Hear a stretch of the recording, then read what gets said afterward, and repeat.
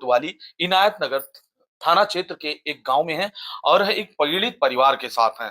पूरा मामला यह है कि इनकी 13 वर्षीय पुत्री को गांव के बगल का एक युवक जो है और 13 वर्ष की नाबालिग पुत्री को वो बहला फुसलाकर भगा ले गया और वो किस हालत में कहाँ है उसको कोई पता नहीं है। 5 दिसंबर 2025 की ये घटना है। 6 दिसंबर 2025 को इनायत नगर कोतवाली में उसका अपहरण का मुकदमा दर्ज होता है, लेकिन रिजल्ट अभी इन लोगों को नहीं मिला है, जिससे ये लोग पीड़ित परिवार बहुत हैरान है, परेशान है, जिसको लेकर लगातार ये अधिकारियों के चक्कर काट रहे हैं। पीड़िता की मां हमारे साथ बात करने के लिए और ये इस क्षेत्र के एक सहयोगी है इनायत नगर कोतवाली क्षेत्र के, जो इस पीड़ित परिवार की मदद कर रहे हैं। आइए इनसे बात करते हैं पूरा मामला। भैया ये पूरा मामला क्या है, कैसे हुई पूरी घटना? महोदय, हम अवगत कराना चाहते हैं। ये घटना 5 दिसंबर 2025 की है। जस्ट दूसरे दिन एफआईआर दर्ज होती है 6 दिसंबर 2025 को। आज के दिनांक में 90 दिन से अधिक हो चुका है। भारतीय बीएनएस की जो नई नियमावली है, ये कहती है कि 90 दिन के अंदर हम विवेचना को समाप्त कर देते हैं। सरकार की भी यही मंशा है कि विवेचना को जल्द से जल्द समाप्त किया जाए। आज 90 दिन के से ज्यादा हो चुका है।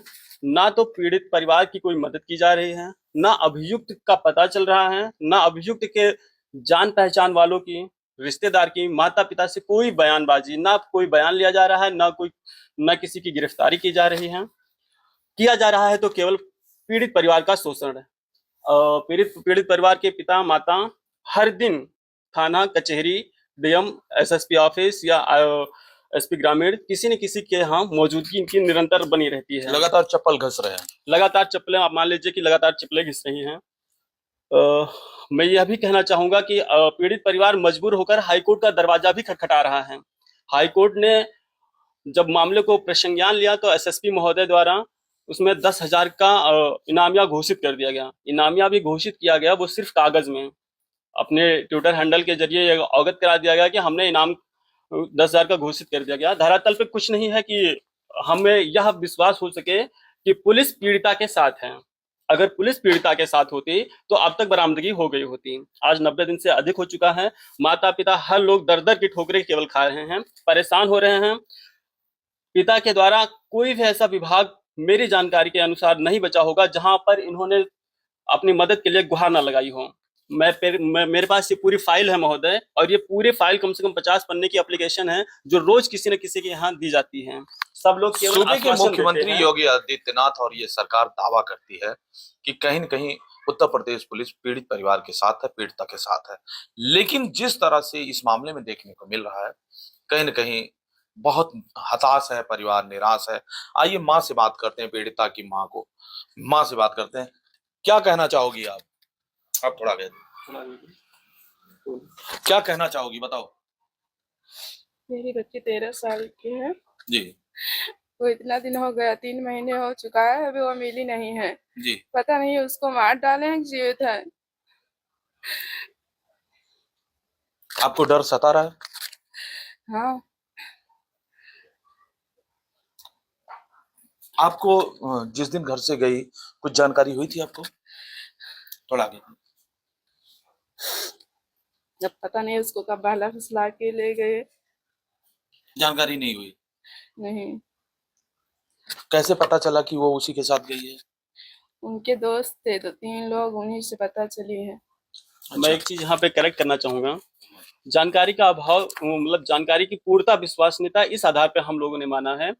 एक रिकॉर्डिंग भी हम लोगों ने विवेचक महोदय को उपलब्ध करवाई है, जहां पे स्पष्ट होता है कि उन्हीं लोगों की संलिप्तता और योजनाबद्ध तरीके से लेके गए हैं। विवेचक महोदय ने उस रिकॉर्डिंग पर भी कोई प्रसंज्ञान नहीं लिया, बल्कि जो संदिग्ध थे उन लोगों को भी उठा के थाने से पूछताछ करके थाने से ही गायब कर दिया गया। आज तक उन संदिग्धों का भी पता नहीं चल रहा है कि वह संदिग्ध कहाँ है।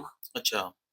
और दूसरी चीज यह बताए हैं, स्पष्टता ये भी देना चाहेंगे कि पूर्व में भी एक बार इसके द्वारा इस छेड़खानी के तरीका से मान लीजिए कि एक पूर्व ही घटना कारित की गई थी जी।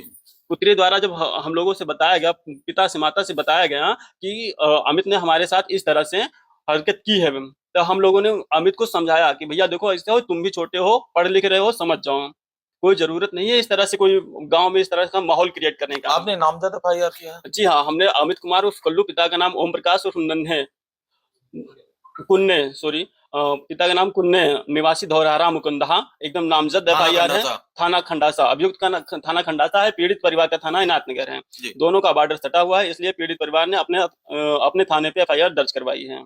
अच्छा, एक मिनट बात करते हैं पीड़िता की माँ से। क्या चाहती हो? मेरी बच्ची मुझको मिल जाए। पुलिस प्रशासन से कुछ कहना चाहोगी? पुलिस प्रशासन कुछ सुन ही नहीं रहा है। क्या कहना चाहती हो उनसे? उनसे कहना चाहती मेरी बच्ची मिल जाए। कितनी पैरवी हो रही है मगर कुछ नहीं सुनवाई हो रही है वहाँ पर। क्यों नहीं सुनवाई हो रही, कुछ कहना चाहती हो? उन्हें क्यों सुनवाई, उनके पिताजी रोज जाते हैं लेकिन पता नहीं क्यों सुनवाई नहीं करते हैं लोग। आप क्या कहना चाहते हैं? महोदय, मेरी इसमें एप्लीकेशन के जरिए भी मांग की गई है, अगर स्थानीय पुलिस डिस्ट्रिक्ट पुलिस से नहीं हो पा रहा है तो हमारे केस को सीबीसीआरडी को ही रेफर कर दिया जाए। मैंने एसपीआर महोदय से डायरेक्ट मिलकर इस बात को रखा है कि महोदय अगर नहीं हो पा रहा हो तो कम से कम सीबीसीआरडी या क्राइम ब्रांच को किसी को वो हैंड ओवर कर दिया जाए, जहां से हमें निष्पक्ष और त्वरित न्याय मिल सके। कहाँ कहाँ मिले हो आप, किस किस अधिकारी से? महोदय, हम लोग शुरुआत से ही एसएसपी महोदय से भी मुलाकात हो चुकी है, ऑन रिसीविंग है। आईजी महोदय से कम 20 बार मिल चुके हैं। एसपी ग्रामीण महोदय से भी कई बार मुलाकात हो चुकी है। सीओ महोदय से भी मुलाकात हो चुकी है। थाना क्या आश्वासन मिला? आश्वासन महोदय इस तरह से मिल रहा है कि अगर विवेचक महोदय से हम बात करते हैं तो वो उनका कहना यह है कि कार्यवाही हो रही है यहाँ से लेकर हाई कोर्ट तक। जैसे कि इस बात से भी पीड़ित परिवार संतुष्ट नहीं बल्कि पीड़ा महसूस करता है, क्या मैं कहीं पे जाके कोई गलती करता हूँ। ये पूरा मामला आप लोगों की समझ में आ गया होगा। 13 वर्षीय पीड़िता जो है उसको बहला फुसला कर उसको भगा ले जाया गया, परिवार से दूर कर दिया गया। आज इनको चिंता सता रही है, पता नहीं इनकी बिटिया जिंदा भी है कि नहीं जिंदा है।